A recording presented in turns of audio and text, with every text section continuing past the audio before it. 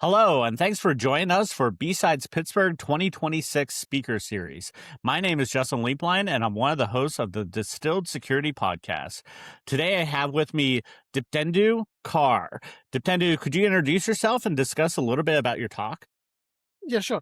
So I'm Diptendu. I'm currently working as a security researcher at Semgrep. I also used to be a part-time faculty at Northeastern. I used to teach software security practices there last year. And before joining security, I was a Java developer for like 5 years. Okay, great. So do you mind going into your talk? What are you going to be speaking at Pittsburgh? Yeah, so my talk is called Crypto is Fine and the Code is Not. So the motivation for this came from my day-to-day work.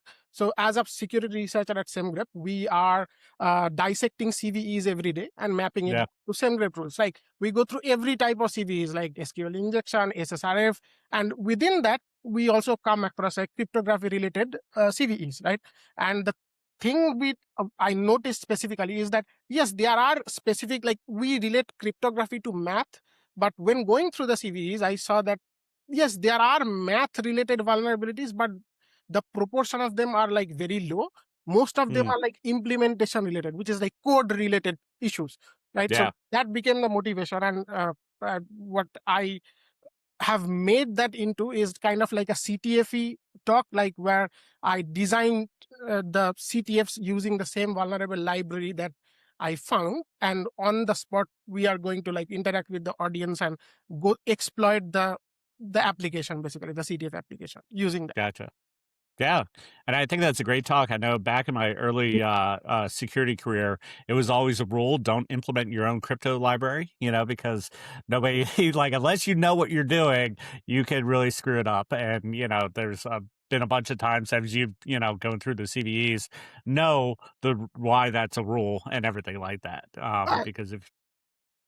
Yes, on that line, what I would like to add is, yes, as you said, there is a wise saying, do not roll your own crypto. And yeah, as of today, I'm pretty sure nobody does it. The talk relates to hopefully not. Not roll your own crypto. True, but do not make mistakes while implementing others.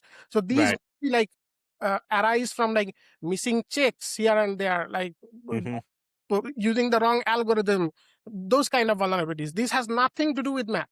So you do not need abstract algebra. You just need to know what a range check is. Yep.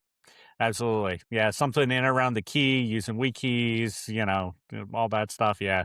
It's always, we always see it pop up. So yeah, I think that would be a great talk and everything. And definitely a good reminder out to the field that you need to know what you're doing before you, start tackling a very advanced topic like crypto into that. So, watching your talk and everything, is there a couple of things you want the audience to take away after? Yes. So the three things that I want the audience to take away is a kind of like reframe. As you said, like most people relate cryptography to math, but these bugs that we are going to like go through are not related to math. And these are the biggest proportion of all of the bugs. Like I pulled the data and I saw that the higher proportion is not math, non-mathy bugs, right? So what I want is kind of a reframe, like crypto bugs are not always math bugs.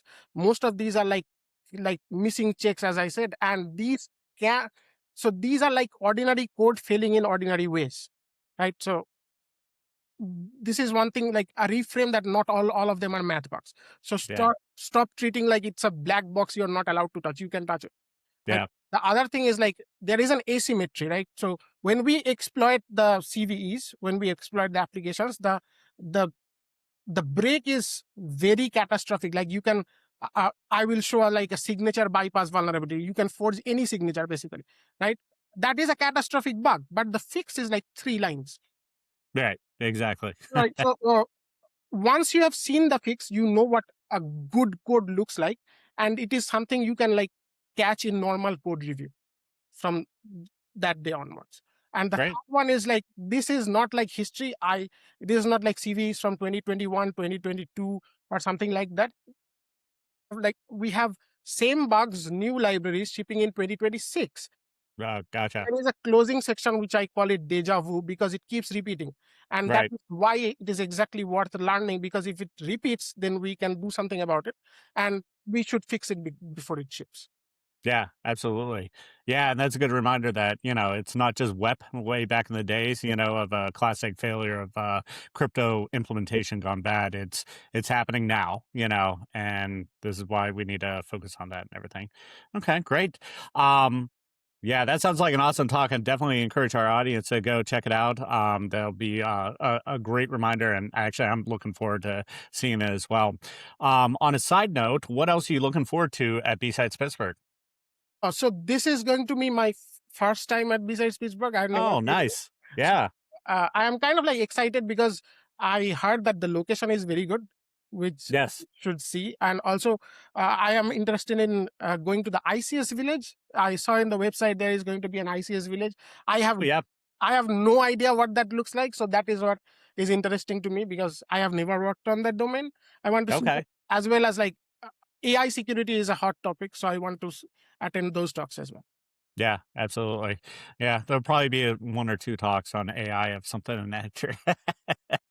So, all right. Well, thank you, Diptendu. I really appreciate you taking the time to share with us the talk that you're doing. And for the audience, keep in touch. We're releasing a whole bunch of great speakers and some of the great talks that they're doing. Thank you. Take care.